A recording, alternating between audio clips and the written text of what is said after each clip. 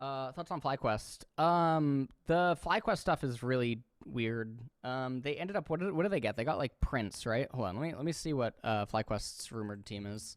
FlyQuest. Wait, is there like an all leaks page? Is there a Google document that has all of the leaks? Is there? Where? Oh, this right here? This? Okay. All right, let's take a look at this. Let's take a look. Before I take a look at this, let's the sponsor of the stream. Actually, it's not the sponsor of the stream. I'm lying, but hold on, give me a sec.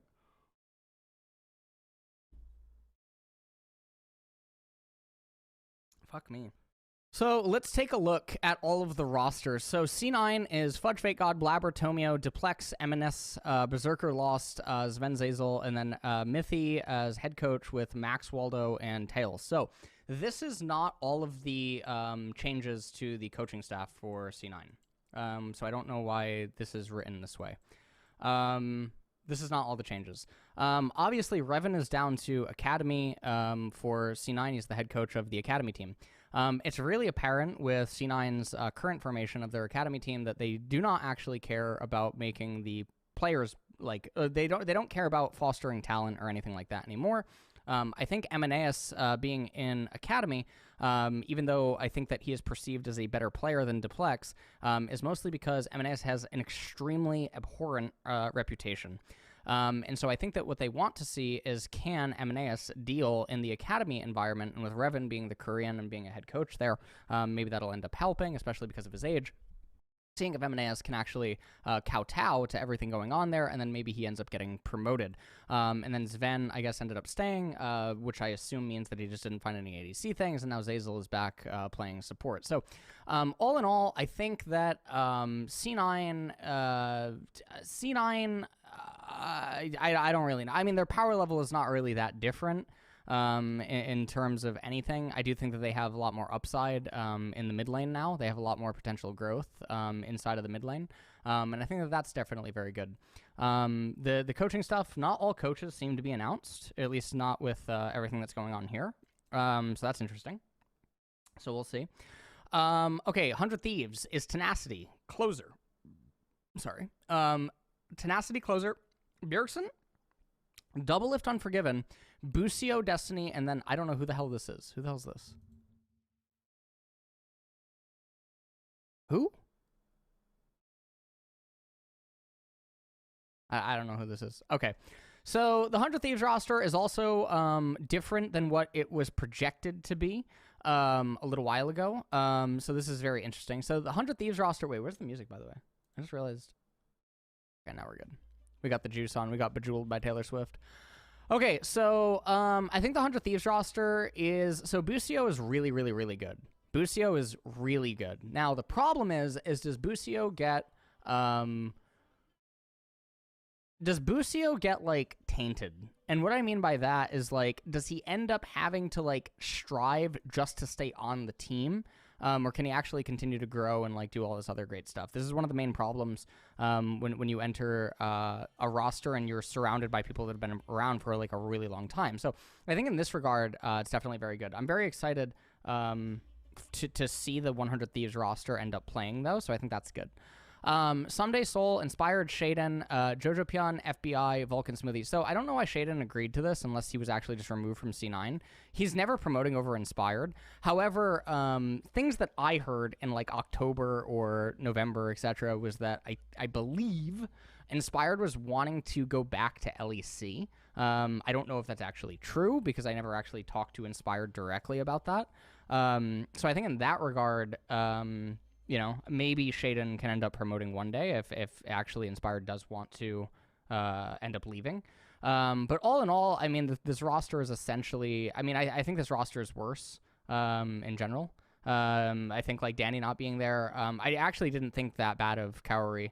I don't think very highly of, like, FBI, for instance. So I think the EG roster in general is probably around the same that it was last year. So I don't really have too many thoughts on that.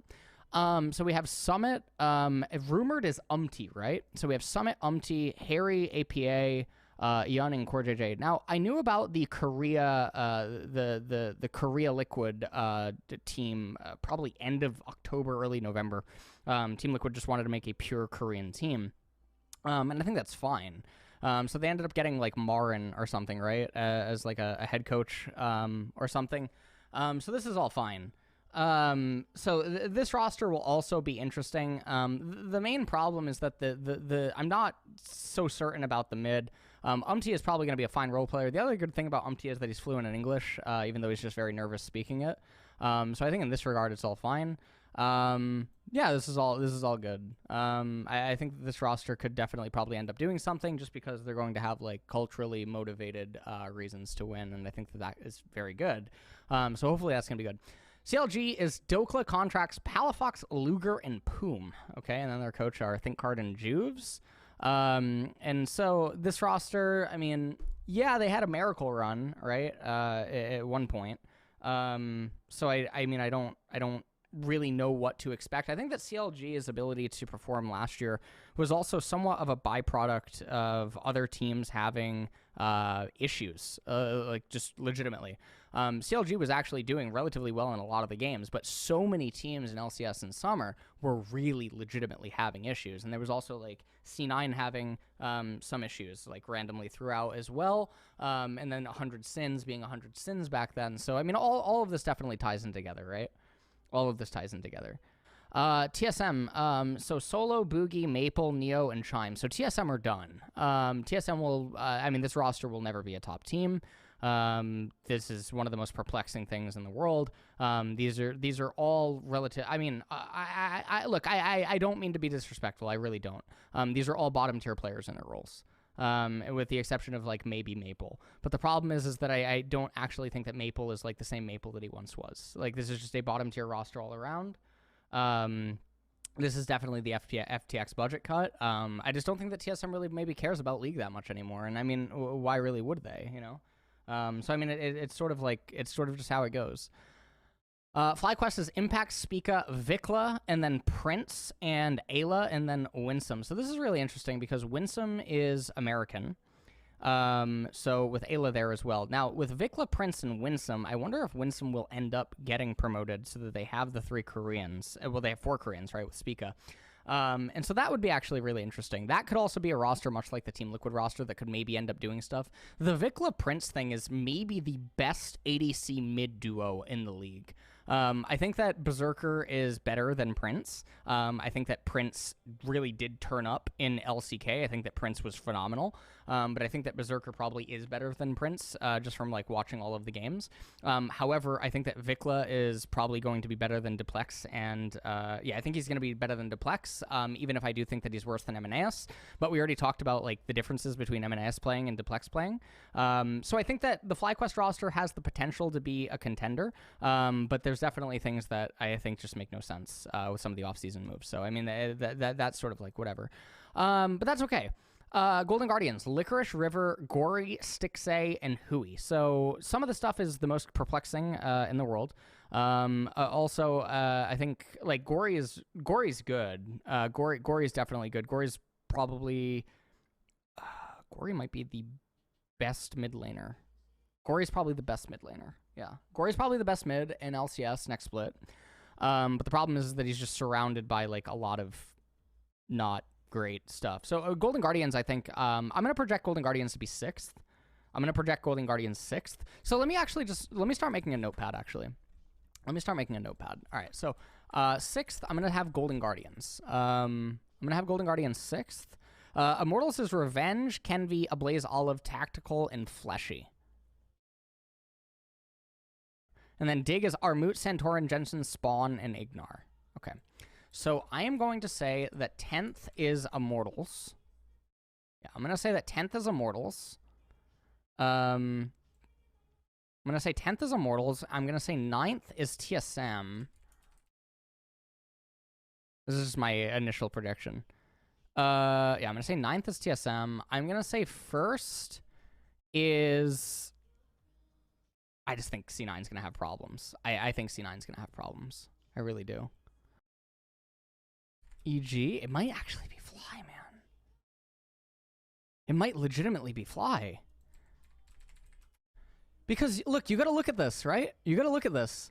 Dude, everyone is going to bend over to Vikla and Prince when they just realize that Vikla and Prince are the best players on the team. Which means that everyone else just becomes role players. And everyone else that's surrounding them is role players. So, like, I actually think they're going to be fine. Because they're going to be shielded somewhat culturally. And I know that you guys are, like, memeing. Or some of you guys might be memeing right now, but I think that's actually a really big deal. It might actually be Fly. Oh, my Lord.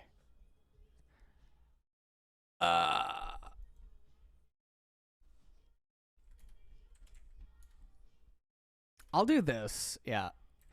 All right, so I think this would be my predictions. Maybe. No, actually, no. I think EG are just going to get fucking... I think EG are just going to get rolled, actually. Never mind.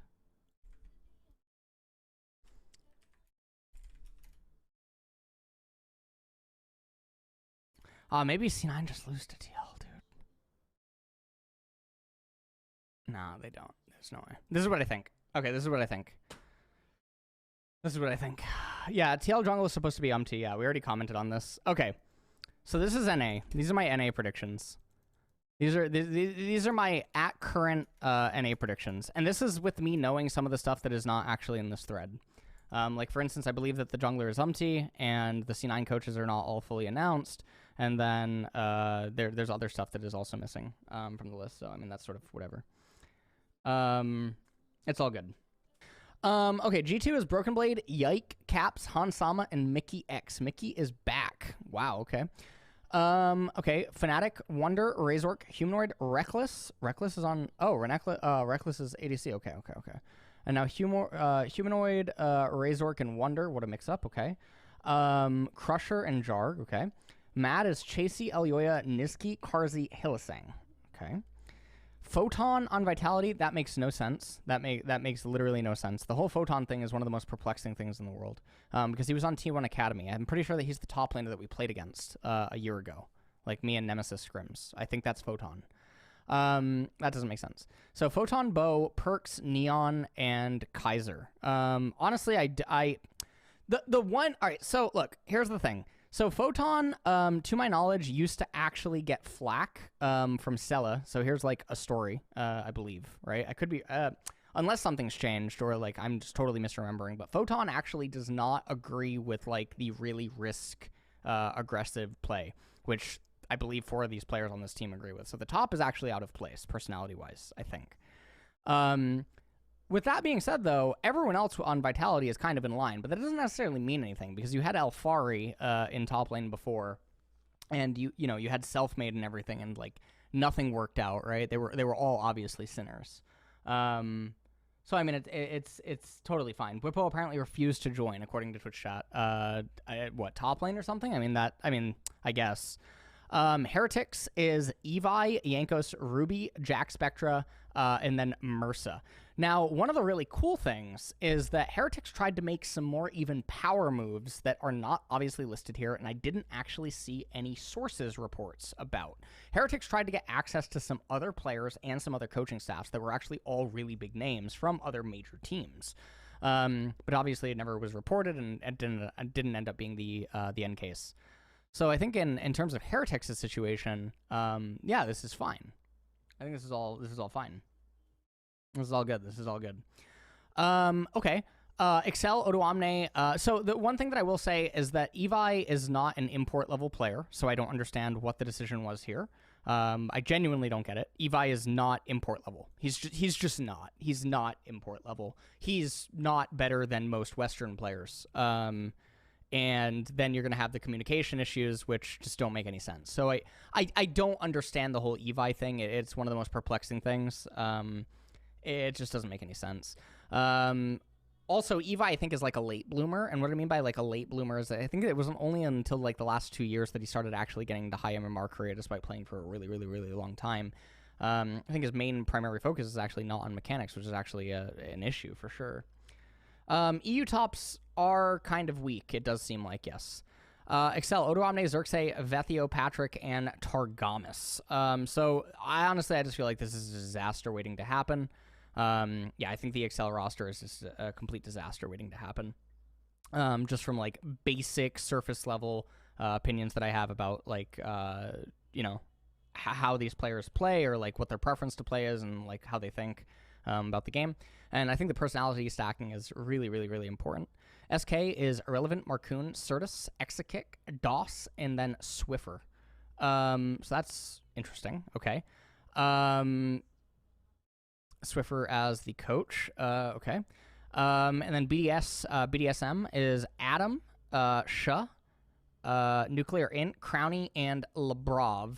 So this is just going to be a disaster because some of these players on this team just don't like each other. So this is just a disaster waiting to happen. Let's just get that out of the way. Let's just get that out of the way fast. So some of these players on this team just absolutely outright don't like each other. So I can't imagine this going over well. So like, I mean, it's sort of whatever, you know. And then Astralis is going to be Finn 113. That's a cool ID. Dejor, Kabi, and Junghoon. Okay. All right. So, all right. So let's do. So my power rankings for LEC are not going to be as concrete as I feel for LCS. But let's take a look for sure. Let's take a look. Okay.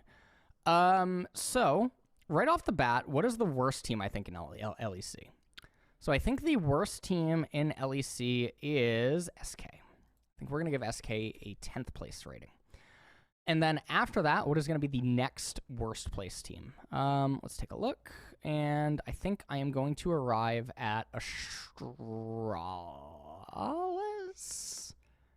Yeah, I'm going to arrive at Astralis. Yes. Then I'm going to go BDSM on 8th. And then after this, I am going to go with Heretics, I think. Yeah, I think I'll go with Heretics on 7th. And then... Oh, wait, hold on. Maybe it's Excel. Oh, wait, hold on. No, I think it's Excel. And then Heretics. And then 5th, I think Fnatic will actually be really fucking good. I think Fnatic's going to be really good. I'm not kidding. This Fnatic roster looks really good. I think this is it. I think Matter 5th. But again, I'm not married to these opinions. I'm not really married. The only opinions that I'm really married to is that I think Fnatic will be 1st, and I think that SK will be 10th, and the Astralis will be 9th. Those are the only opinions that I think that I'm married to. Everything from 2 to 8th, I don't think that I'm married to, in particular. Yeah, I mean, I think that there's definitely room for some interchangeability. With some of these things. I'm not going to deny that.